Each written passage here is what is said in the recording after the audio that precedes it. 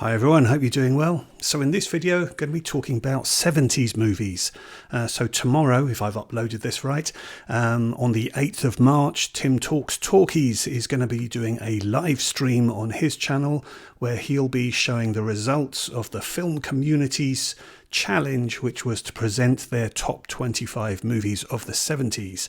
So maybe you're aware of this. I know a few friends of this channel have submitted their lists and did videos. If you don't know about it at all, then just go into YouTube and type top 25 movies of the 70s and you'll see all the various YouTubers who have submitted videos for this challenge.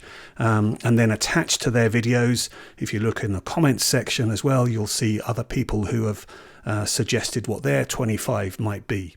So for me, I always find this thing quite interesting, not so much for the actual results themselves, which generally are going to be weighed towards the American box office hits of the 70s, and I've got no problem with that. I love all of those movies, but yeah, I'm just more interested to know what people are not perhaps caring about so much.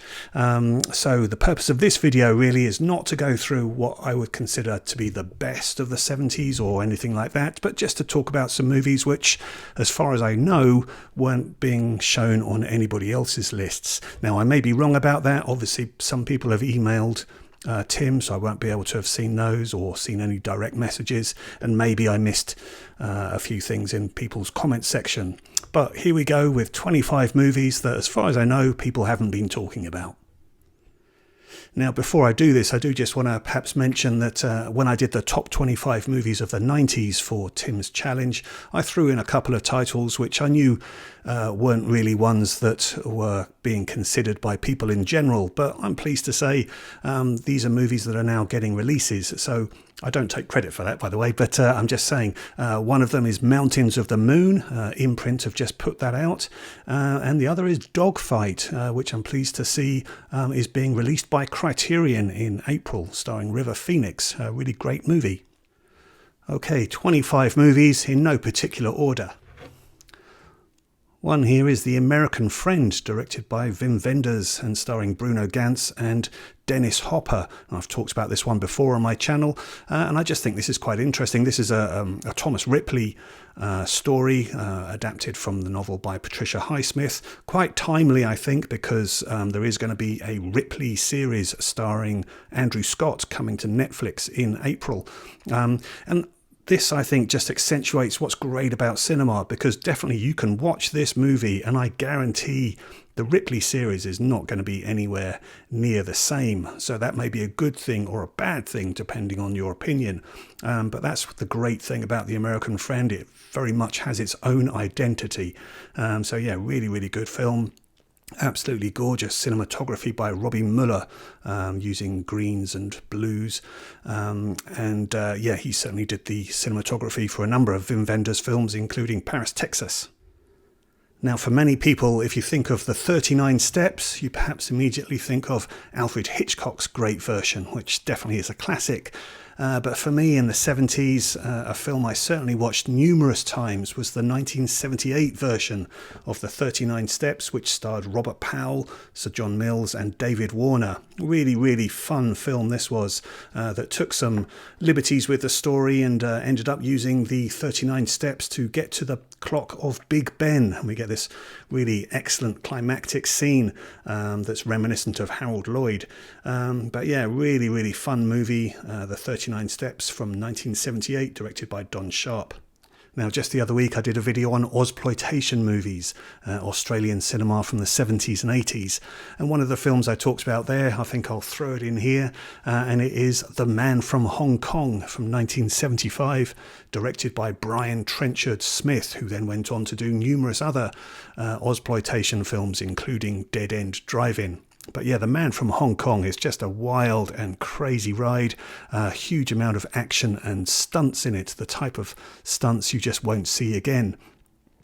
So yeah, car chases, hang gliding, jumps off buildings, explosions, and the sight of George Lazenby, the former James Bond, being set on fire. Yeah, it's a really crazy movie, but a huge amount of fun.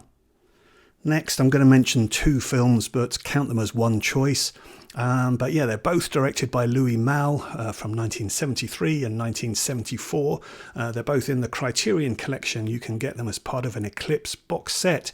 But I really don't think many people have seen them. If I look at the numbers on IMDb and Letterboxd, there's very, very few. But yeah, first up is Place de la République, which is a documentary that's set in Paris, in that area of Paris. And it's really a documentary about Louis Malle just meeting people on the street and getting interested in what they have to say. Now, Criterion also released this film, Chronicle of a Summer, which is a 1960s film, which was very much a social experiment about meeting people, asking them if they're happy, and then moving on to other sort of socio-political questions. But yeah, Place de la République is different in that Louis Malle himself really puts himself front and forward in this documentary and is just really interested in what people have to say. So there's no particular prompt in terms of the questions, but it's just getting that interaction. Now, this kind of stuff may not appeal to people nowadays in the world of social media when everyone's just talking all the time to cameras. But back in a time when really that kind of interaction was not normal, it's a fascinating documentary. I really love it. And then the next one is called Humain Trop Humain, The Human Condition. Now, this one might sound really dull because it's all set in a car factory and it's all involving factory workers going around their job of a very methodical and very repetitive task of putting the various sections of a car together. But what Louis Malle is really interested in these films is just focusing on these humans and just seeing what makes them tick, whether they break from their work, whether they have any feeling, any emotion in what they're doing. And it's just so fascinating. And when you contrast the discipline of how they're working with the actions and interactions that there are with the car salesman, with members of the public on selling the cars, and how people are quite dismissive at times, not really appreciating just how much work has gone into the building of the car. It's really, really fascinating. So, like I say, it might sound dull, but both of these documentaries are absolutely fantastic. Now, some would say that the Western died at the end of the 60s for a while with the Wild Bunch, but the 70s actually saw a few notable Westerns, significant ones being The Outlaw Josie Wales and Pat Garrett and Billy the Kid. But an interesting one, I think, is this one from director Peter Fonda, making his directorial debut. And this is coming only a short time after Easy Rider. But this is a very, very quiet, introspective Western, very atypical. Co-stars Warren Oates, and it has absolutely gorgeous cinematography by Vilmos Zsigmond. Now, it's all very well getting multiple Oscar nominations for your film, including Best Picture, acting nominations and script nominations, but ultimately, when the film's nominated in the same year as The Godfather, too bad, it doesn't end up meaning too much. And that's been the case for Sounder, which is a really, really nice drama directed by Martin Ritt and starring Paul Winfield, Cicely Tyson and Kevin Hooks. Set during the Depression, it tells of a sharecropper who steals a ham so as to feed his family, but he gets caught and imprisoned, and then the son then has to kind of take over the farm duties and help his mother. Really, really nice film. The scriptwriter, Lonnie Elder III, is the first African-American writer to have been nominated for an Oscar, so it's very significant in that respect. But yeah, lovely film, worth seeking out. Now, I'm under no illusion that no one would have picked this for their list, but nonetheless, I just want to raise its profile a little bit, and that is Spring and Port Wine from 1970. This really was one of the last, if you like, kitchen sink dramas involving life in the north of England. This one starring James Mason and Susan George, and written by Bill Norton, who wrote Alfie and The Family Way. I really just want to mention this one, perhaps particularly for Susan George, because she had a really significant career in the 70s, particularly, I would say. And this is really kind of a turning point for her.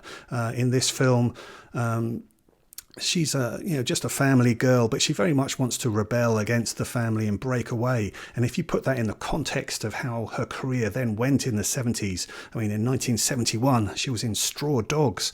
It really is quite a significant departure for her. So yeah, she had quite a career in American films in the 70s, including doing spaghetti westerns with Sergio Corbucci, Sonny and Jed, and classic bits of Americana, if you like, Dirty Mary and Crazy Larry. But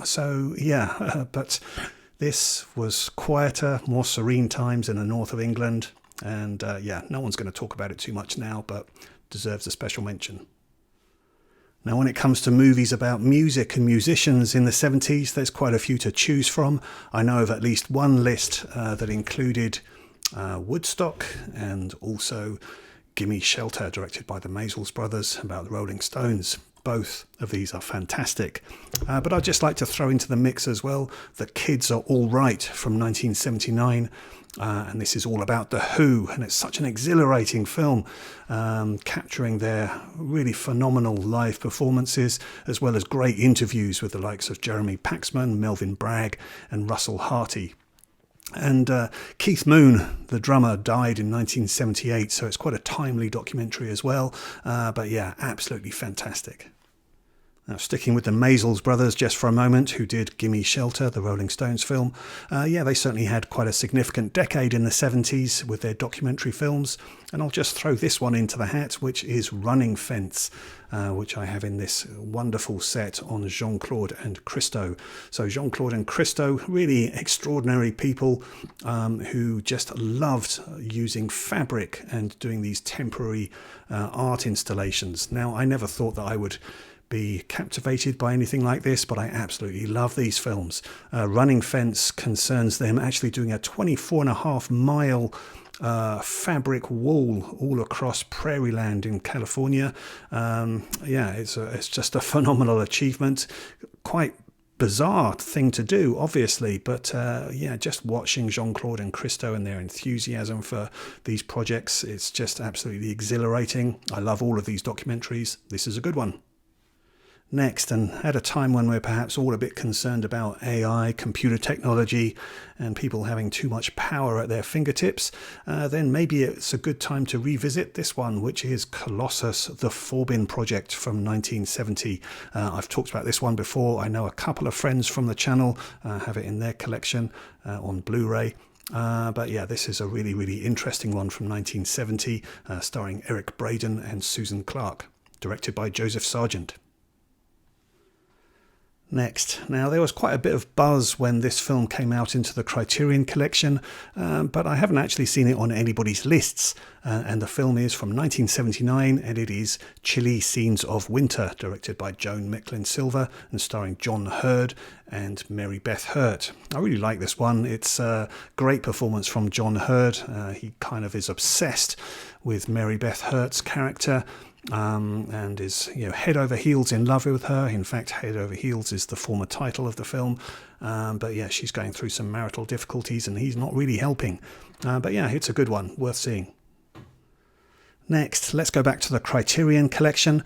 Now, in recent years, maybe some of you have seen this film, Marriage Story, with Scarlett Johansson and Adam Driver.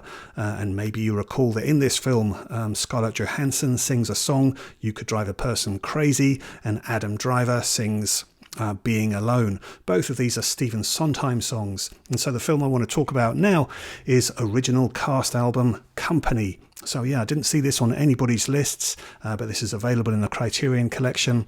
And wow, I didn't think that I would really take to this film. It's not the kind of songs and music that I would normally listen to, but it's absolutely a stunning and riveting documentary. You've got Dean Jones, who's familiar from the Herbie movies, doing the rendition of Being Alone in this, and Elaine Stritch really going for it after 14 hours of studio time trying to get her vocal performance just right. So watching this cast go through the motions of learning these really complex, intricate lyric songs is really fascinating, and it's just an amazing documentary directed by D.A. Pennebaker, released in 1970. Next, now for many people, when they compiled their lists, they wanted to choose something from their childhood if they were born in the 70s, and so went for their Disney movies, which is quite understandable. But yeah, I've got to include The Railway Children, which is just an absolutely wonderful children's movie, family movie if you like, directed by Lionel Jeffries and starring Jenny Agutter and Bernard Cribbins. This one was on TV all the time, I think, when I was a kid. I absolutely adore it. Next is a film that reunites director George Roy Hill with Robert Redford. They both made The Sting. This one wasn't remembered quite as fondly, but it is The Great Waldo Pepper. Really worth seeing this one. In this one, Robert Redford plays a World War I pilot who then becomes a stunt flyer and then gets employed by a Hollywood film company to be a World War I pilot. So yeah, this is a film about sort of staying relevant, but yeah, it's a really, really interesting one. Amazing aerial sequences in this, a script by William Goldman. Yeah, worth seeking out, The Great Waldo Pepper. Next, back to the Criterion Collection. Now, this film may have been voted the #1 movie of all time in the Sight and Sound poll, but when it comes to the film community's top 25 movies of the 70s, doesn't get a mention. And that is Jean Dielman, 23 Quai du Commerce, 1080 Bruxelles. Now, definitely understand this isn't going to be a choice for people to put on a Friday night with a pizza over 3.5 hours of watching Delphine Seyrig's character going through her chores. But it is really a fascinating movie and a singular movie. It's just quite unique in terms of what it does. And so really, whether you like it or dislike it, just to appreciate it for just how it goes about itself is quite fascinating. I did a video on this when I first watched it. Didn't really explain it very well, but I was quite enthusiastic. I did get quite a few views for that one. Yeah, I think it's worth a mention. Jean Dielman. Next, and I think British director Mike Leigh deserves a mention. He did quite a lot in the 70s, including a lot of Play for Today dramas for the BBC, which included Abigail's Party and one I particularly like, which is Hard Labour. But the movie I'm going to select for this list is Nuts in May. Definitely a film you should watch if you're ever going on a camping trip. Huge amount of fun, this one, lots of laughs. Next, and going back to the Criterion Collection again for another film that hasn't been mentioned anywhere. But yeah, I was quite surprised at how much I enjoyed this one, and really it hadn't been on my radar until I heard actor Wendell Pierce talk about it. He played Bunk in The Wire and was in Treme as well. But yeah, he described this as being one of his favourites, and his enthusiasm prompted me to watch it, and yeah, I totally understand. The film is Les Blanc's Always for Pleasure. It's only an hour long, absolutely fantastic though. It's all to do with the vibrancy of life in New Orleans. So the music, the partying, the food, and just people enjoying the culture there. But it's just such a joyous film, so vibrant. And yeah, few films capture that sense of joy as much as Always for Pleasure. Really fitting title. So yeah, great movie. Next is a movie from the 70s that I've talked about on my channel before.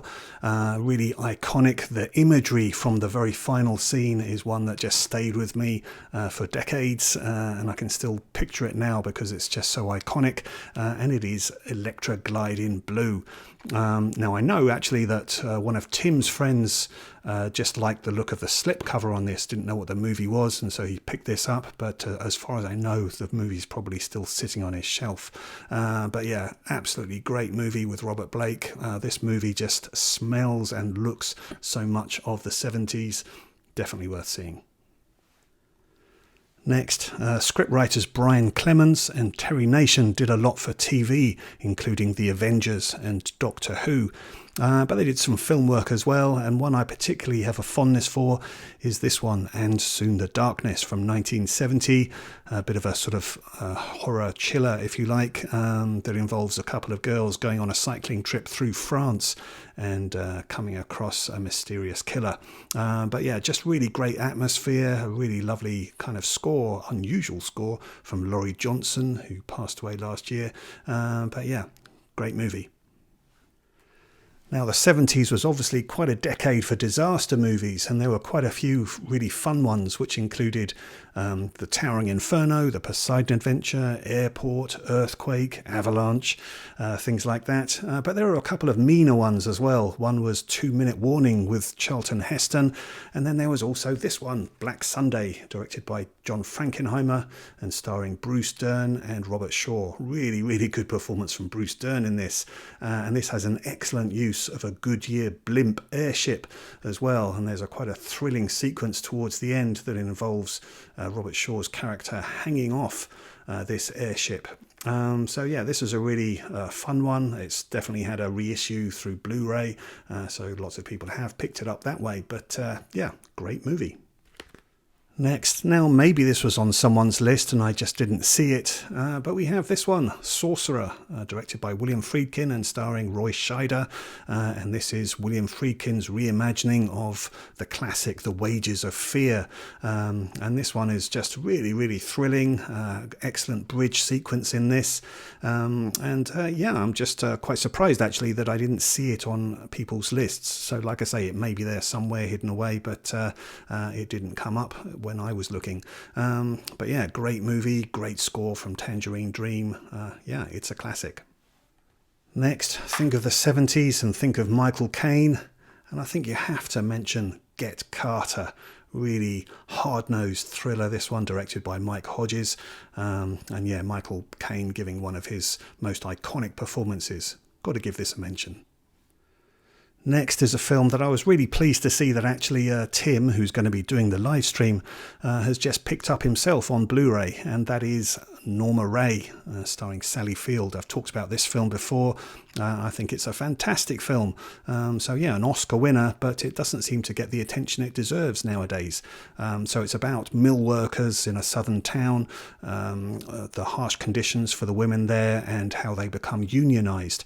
So yeah, that might not sound the most exciting of things, but it really is a well-played drama directed by Martin Ritt.